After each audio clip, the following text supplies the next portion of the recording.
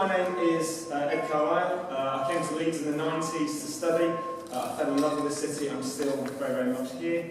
I've become involved in lots of community action, community projects over the last 20 years, particularly in South Leeds where I live.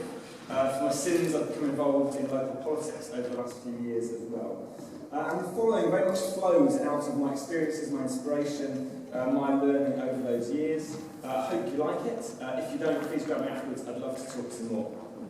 But equally, I'd like to talk to you if you like it as well. Now, slide 2. So, yeah, great.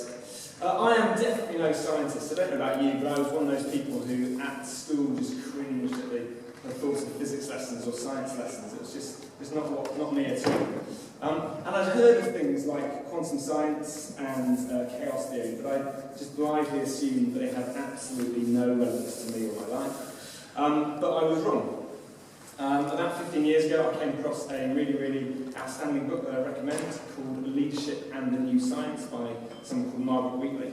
And I now believe that quantum science and chaos theory and all the theories that are bundled up within that are utterly relevant for our lives and informative for those wanting to practice and enact social change and possibly even explosive, I'd say.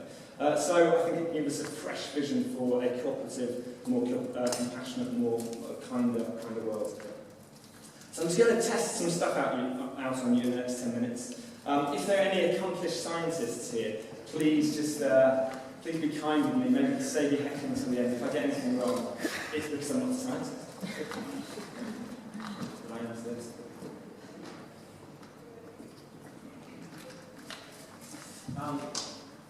Next slide. Quantum science, or also known as new science, came about in the middle of the 20th century when scientists found themselves equipped with new technology, computers in particular, and sounds a bit mad, but kind of giant microscopes that enabled them to see into the subatomic heart of the world, of the cosmos, and started to practice and kind of enact equations and things that they hadn't had the power to do up until that time. And they started discovering new patterns and new realities.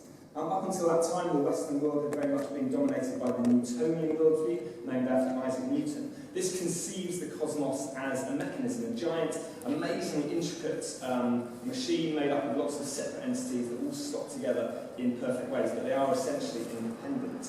Quantum science and chaos theory and these things really explode that whole world of theories. They were finding that their equations just didn't add up. Like the maths and the physics, the science just didn't work. So accomplished scientists nowadays would say the Newtonian worldview is defunct, it just doesn't work. What they were learning was that nothing is truly separate from anything else in the whole cosmos. Everything is interconnected. So, I mean, I don't know if you've heard this before, but it exploded my mind when I heard it, which is that the theory is that no atom in the whole universe moves without every other atom in the whole universe also moving. Total dynamism, total interconnection, total relationship. This relates to something that many of us will have heard of, which is the so-called butterfly effect, which is particularly where chaos theory comes in, which is the idea that a butterfly somewhere in the world, if it flaps its wings, that can be the key contributing factor towards a hurricane somewhere else in the world. Just a quick aside, it's just a little bit, it made me smile when I read it, just a light relief. So apparently the person who wrote the first theory around the butterfly effect, he actually called it the seagull effect. But somebody was preparing the conference notes or the slides or whatever it was, and he couldn't remember what the title was, so he put the butterfly effect, which I thought is clearly a suppressed poet. It's far more imaginative.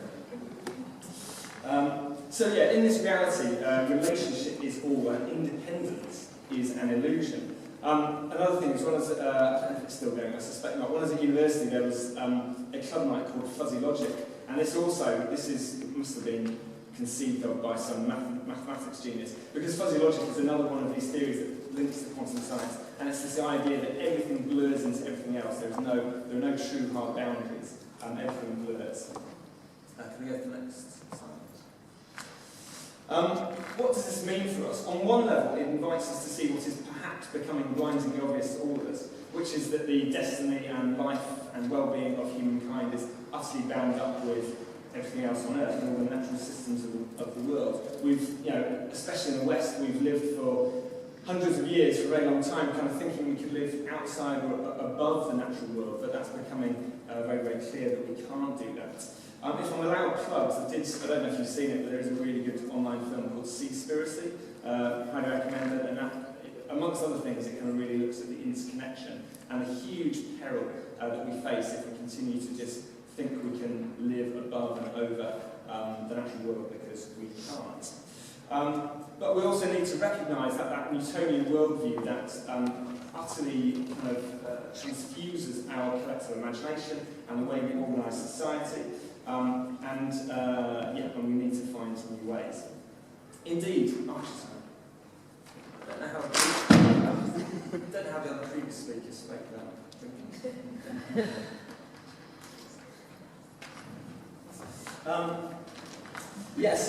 Quantum science, the good news is that quantum science invites us to reconsider how we organise society.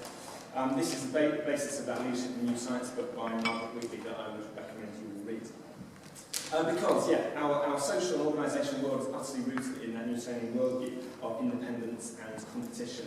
Our organisational world is made up in large ways of strong hard borders and strong centres, like hierarchies.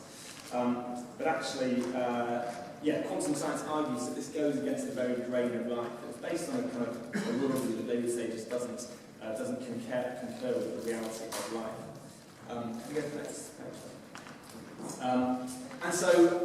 Again, I'll spare you the details. This is a really good book, by the way, that I don't know if it particularly references quantum science, but it's just, again, it kind of really explores the ways in which we can start to reorganise our society and start to live in less hierarchical ways. And hold our organisations more likely. It's not about saying there's no place for organisations, but hold them more likely. Work hard at the fuzzy logic stuff, making sure that we blur the boundaries, working hard at relationships, solidarity, partnerships. The challenge is that this work kind of runs against the grain of the way that so many of the kind of macro systems of society are orientated, like i.e. capitalism and the kind of funding model within the charity world that are based essentially on separateness. But actually the invitation is to try to work towards a different kind of world, a different kind of society, based on quantum science theories. Next page. Just on this, by the way, again, just another plug. Anarchism. Anarchism is great. It's got really bad, in certain circles, got a very bad rep. Here we are in the civic hall, and we talk too loudly about anarchism. But it encapsulates a lot of these kind of theories. Just, I suppose that anarchism's been around for far longer than quantum science.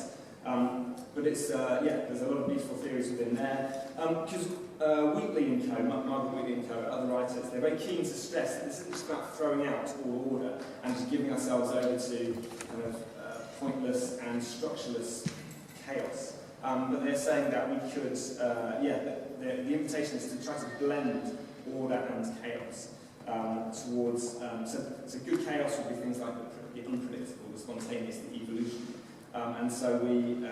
If we blend order and chaos, we're then finding, like if you look at the natural world, life happens at the sweet spot between chaos and order. That's a bit of in 10 minutes, I don't have time to kind of fully do this justice. But anyway, think on that, if it makes sense.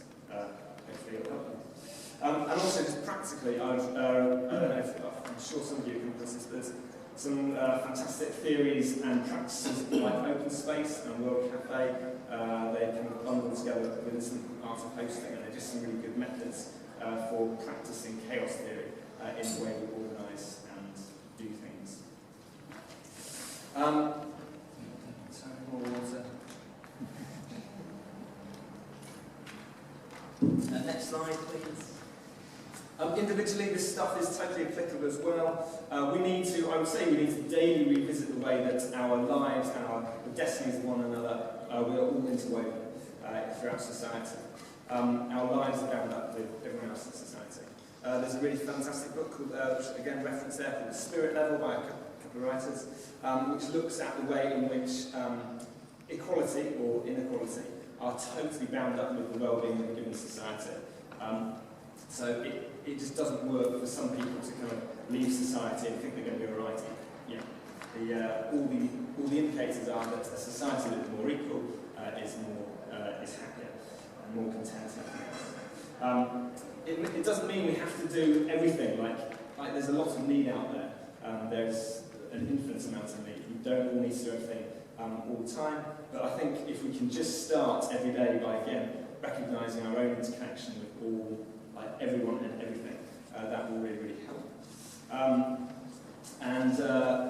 mean, it's interesting, just on the subject of homelessness, there's a really phenomenal guy called Dave Headley who does lots of work with the homeless here in Leeds. And he was saying that over and over and over, people who have been homeless, I think he had a time homeless himself. He said people who are homeless would say that often the key transformative thing that as a thread that helped them really kind of get out of their situation was people humanising, people just having a relationship with them, people just talking to them, maybe even just one-off encounters, but the importance of humanisation, constantly humanising one another, and not going with what the system would say, which is a dehumanising system. Next page. This work of humanisation isn't just as well about helping people who might want our help, it's about recognising that our destinies are bound up with all the people maybe who we don't like, including far-right extremists, bullies past and present, terrorists, a whole load of others. We are connected with them all. Next slide, please.